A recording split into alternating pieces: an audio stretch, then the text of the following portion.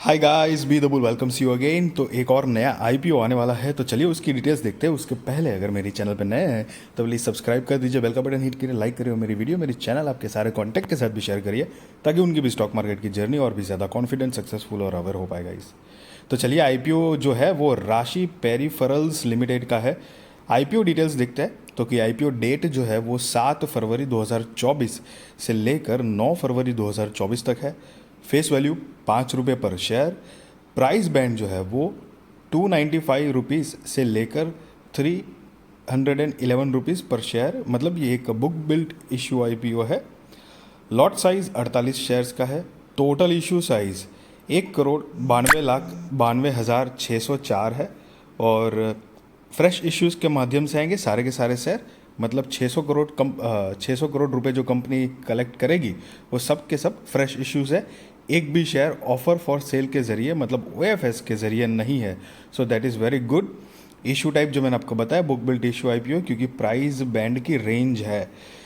Basis of allotment मतलब ये IPO की 12 फरवरी 2024। सो इन केस अगर आप इस आईपीओ में अप्लाई करते हो और आपका आईपीओ नहीं लगता है तो रिफंड की इन्फॉर्मेशन आपको 13 फरवरी 2024 को मिलेगी। और अगर आपका आईपीओ लग जाता है तो शेयर्स आपके डीमैट अकाउंट में क्रेडिट होंगे 13 फरवरी 2024।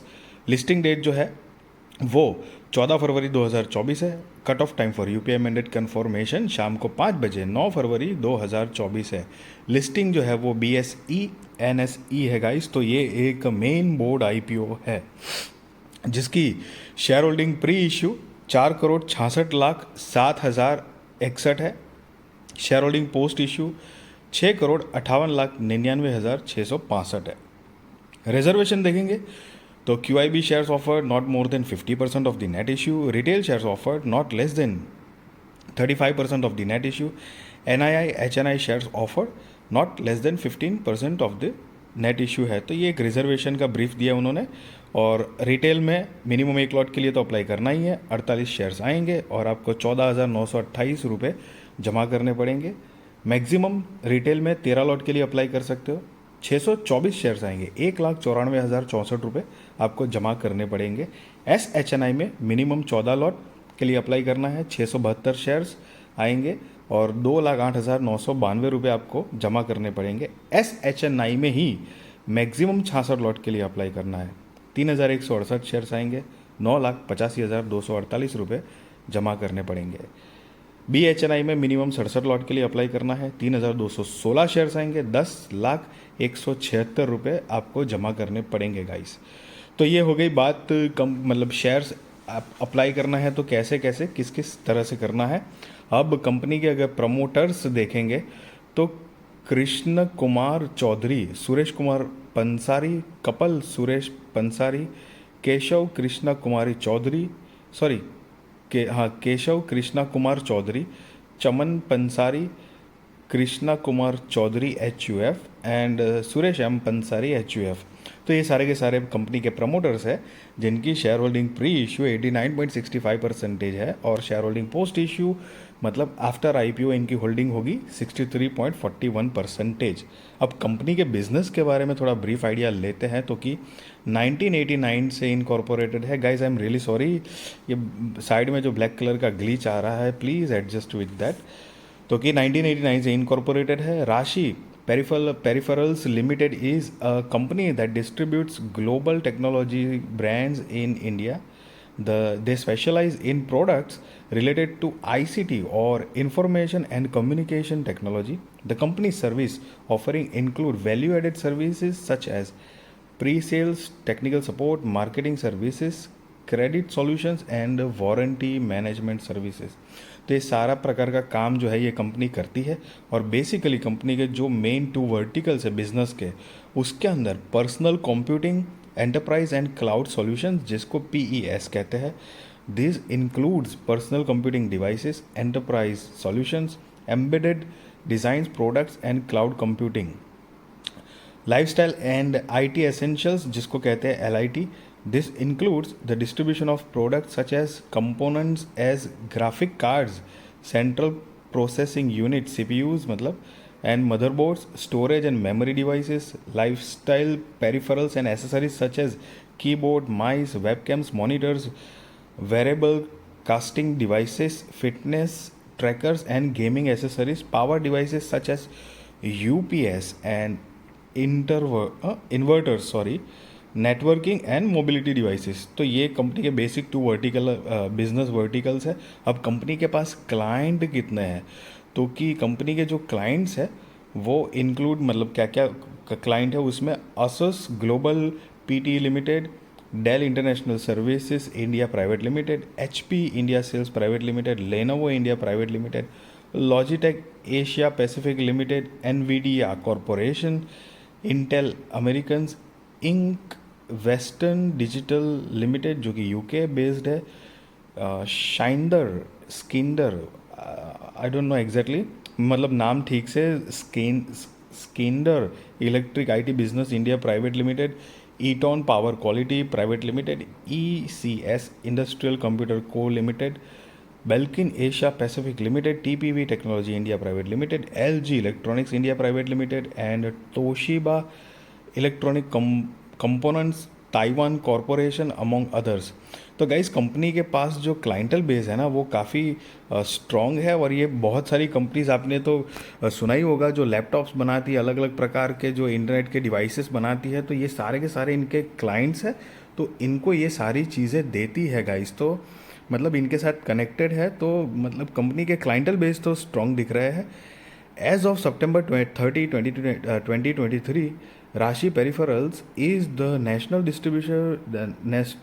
distributor for 52 global technology brands and has 50 branches and 63 warehouses across India with 8,657 distributors across 680 locations in 28 states and union territories in India।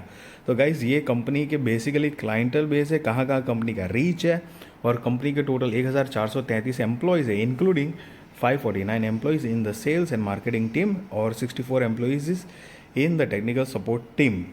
तो ये सारी की सारी कंपनी की एक बिज़नेस की ब्रीफ आइडिया हमने ली है। ये तो मतलब यहाँ से तो बिज़नेस मॉडल तो काफ़ी थोड़ा स्ट्रॉन्ग जैसा लग रहा है, मतलब फ्यूचरिस्टिक भी थोड़ा सा लग रहा है। अब कंपनी में एक्चुअली बेसिकली बिजनेस क्या करती है उसके ऊपर सारा का सारा दारोमदार है।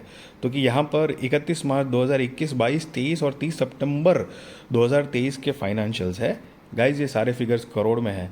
तो चलिए कंपनी की असेट अगर देखेंगे तो 21 में 1594 करोड़ रुपए के आसपास थी, तो कि 2 साल में सी गाइज रिसेंट लेटेस्ट वाले हैं ना वो हम अभी नहीं देखेंगे, क्योंकि ये क्वार्टर ऑन क्वार्टर का चेंज है, जो कि हम मतलब ईयर ऑन ईयर बेसिस का है ना, वो 21, 22, 23 वो थोड़ा ज़्यादा क्लियर आइडिया देगा।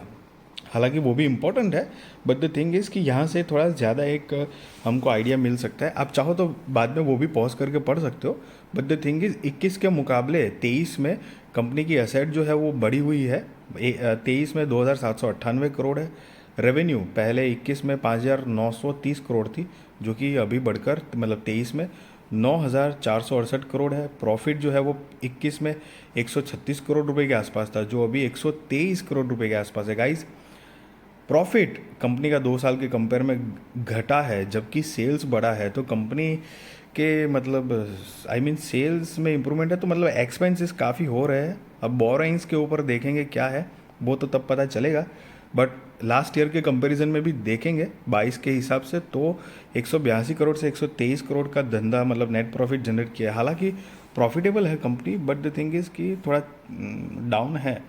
नेटवर्थ 21 में 394 करोड़ थी, अभी 700 करोड़ है मतलब 23 में। रिजर्व एंड सरप्लस 395 करोड़ था 21 में, और 23 में 760 करोड़ है। टोटल बोरोइंग्स जो है वो 21 में 488 करोड़ रुपए के आसपास था, जो अभी 1,065 करोड़ रुपए की बोरोइंग्स हो गई है। तो गाइस बोरोइंग्स जो है वो सीधी डबल से भी ज़्यादा हो गई है 2 साल में।